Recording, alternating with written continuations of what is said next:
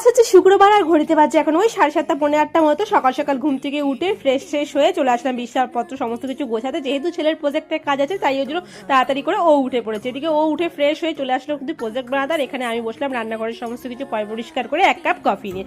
Coffee toffee খেয়ে ওদিকেও প্রজেক্টের কাজ করছে আর আমি কিন্তু এখানে চলে আসলাম ব্রেকফাস্ট বানাতে। আজকে ব্রেকফাস্টে বানিয়েছি সব রকম সবজি দিয়ে সুজির হালুয়া, যেটাকে আমরা নর্মালি বাঙালিরা ঝাল সুজি বলি। আর সেটা খেয়ে ছেলেকে স্কুলে পাঠিয়ে দিলাম। দেন শুরু হলো আমার বাকি কাজকর্ম, ঘর ঝাড় দেওয়া, রান্না করা, বাসন মাজা, তার সাথে ঘর মোছামুছি করা। এইগুলোই হচ্ছে প্রতিদিনের কাজ, এটা আমাদের হাউস ওয়াইফদের থাকে। আর যেগুলো তোমরা দেখতে অনেকেই বেশিরভাগ পছন্দ করো, আবার অনেকেই কিন্তু বোর হয়ে যায়। যাই হোক, আজকে একদম পুরোপুরি নিরামিষ হচ্ছে। আজ হচ্ছে ভাত, ভাতের মধ্যে দুটো আলু সিদ্ধ দিয়েছি আর দুটো বেগুন ভেজেছি।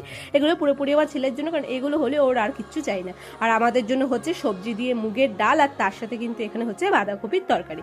আর তোমরা কারা কারা এর নেক্সট পার্টগুলো দেখতে চাও, মানে বিকেলের ব্লগগুলো দেখতে চাও, তারা অবশ্যই কমেন্টস করে জানিও। তো চলো দেখা হচ্ছে নেক্সট পার্টে, বাই।